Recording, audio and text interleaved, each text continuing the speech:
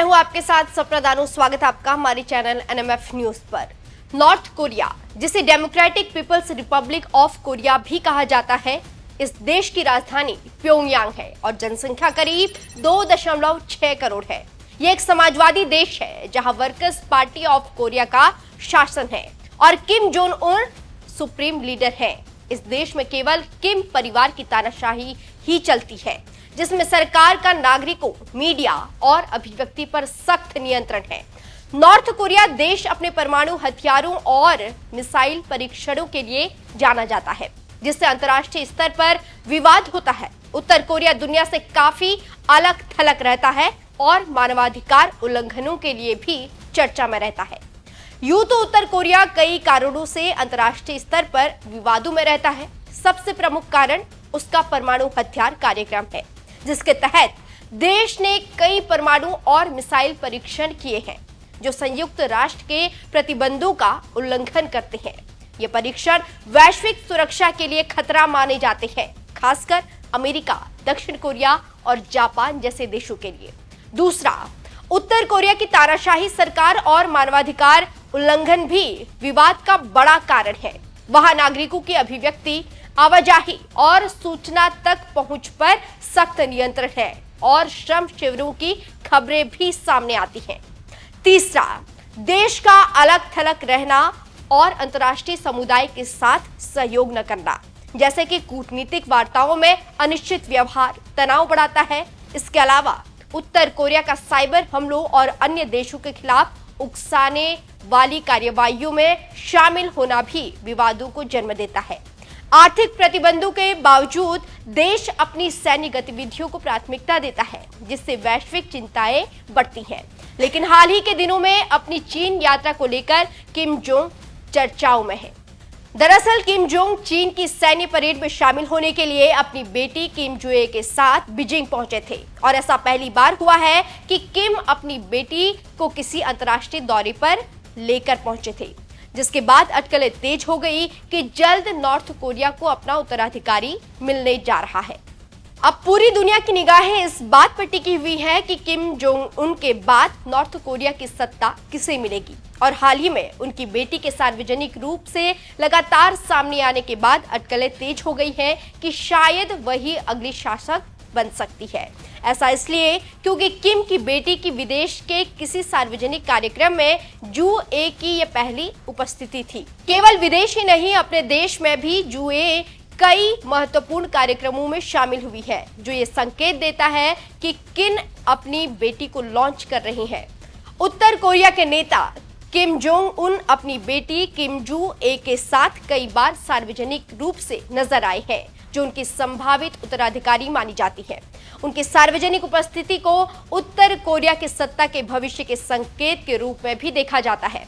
अब आपको बताते हैं कि पहली बार कब किम अपनी बेटी के साथ नजर आए और उसके बाद किन कार्यक्रमों में वो नजर आई अपने पिता के साथ। नवंबर 2022 किम जुए पहली बार सार्वजनिक रूप से अपने पिता के साथ नजर आई, जब वे एक अंतर्महाद्वीपीय बैलिस्टिक मिसाइल परीक्षण के दौरान प्योंगयांग में मौजूद थीं।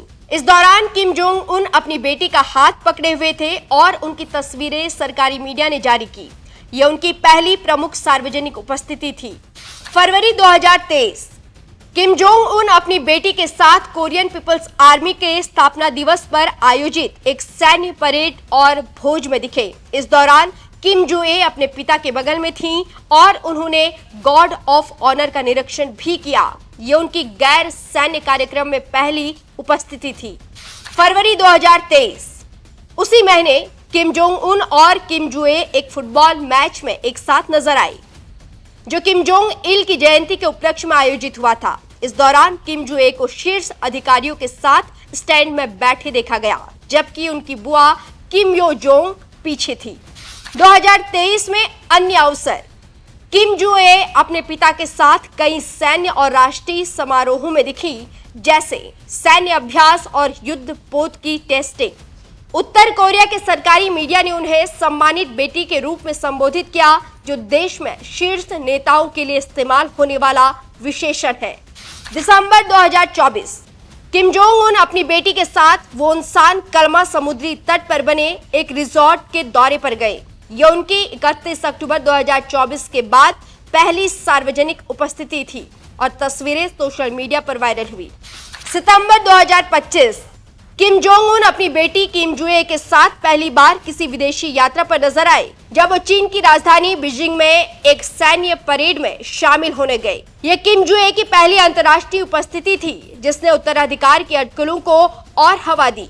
वे अपनी बख्तरबंद ट्रेन से बीजिंग पहुंचे और किम जुए को अपने पिता के पीछे चलते देखा गया। अब सवाल यह है कि आखिर उत्तराधिकारी बनने की अटकलें क्यों हो रही हैं? दरअसल इसके कई कारण हैं। जैसे परिवार की परंपरा है कि नॉर्थ कोरिया में सत्ता हमेशा किम परिवार की ही रही है, तो आने वाले पीढ़ी को तैयार करना लाजमी है। वहीं राजनीतिक संदेश देना भी एक कारण माना जा रहा है। साथ ही मिसाइल परीक्षण और सैन्य आयोजनों जैसे अवसरों पर बेटी को दिखाना एक संकेत है कि उत्तर कोरिया की शक्ति और सेना से जोड़ा जा रहा है और अंतर्राष्ट्रीय स्तर पर यह संकेत हो सकता है कि उत्तर कोरिया आने वाले दशकों तक किम परिवार की पकड़ से बाहर नहीं होगा। अब तक कौन कौन सत्ता में रहा? उत्तर कोरिया की स्थापना 1948 में किम इल सुंग ने की थी और किम इल सुंग ने 1948 से लेकर 1994 तक गद्दी संभाली। किम जोंग इल ने 1994 से लेकर 2011 तक सत्ता संभाली।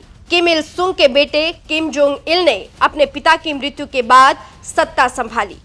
किम जोंग उन 2011 से नॉर्थ कोरिया की सत्ता संभाल रहे हैं। किम जोंग इल के बेटे किम जोंग उन ने 2011 में अपने पिता की मृत्यु के बाद सत्ता संभाली। लेकिन किम की बेटी फिलहाल महज 12 साल की है। ऐसे में जुए के सामने कई चुनौतियां हैं। उनके उत्तराधिकारी का रास्ता इतना आसान नहीं होगा क्योंकि उत्तर कोरिया की राजनीति और समाज परंपरागत रूप से पुरुष प्रधान रहा है। महिला नेता को स्वीकार करना वहां के लिए नया और चुनौतीपूर्ण विचार होगा। बहरहाल उत्तर कोरिया अपनी शासन व्यवस्था और गतिविधियों के साथ वैश्विक मंच पर हमेशा चर्चा में रहता है।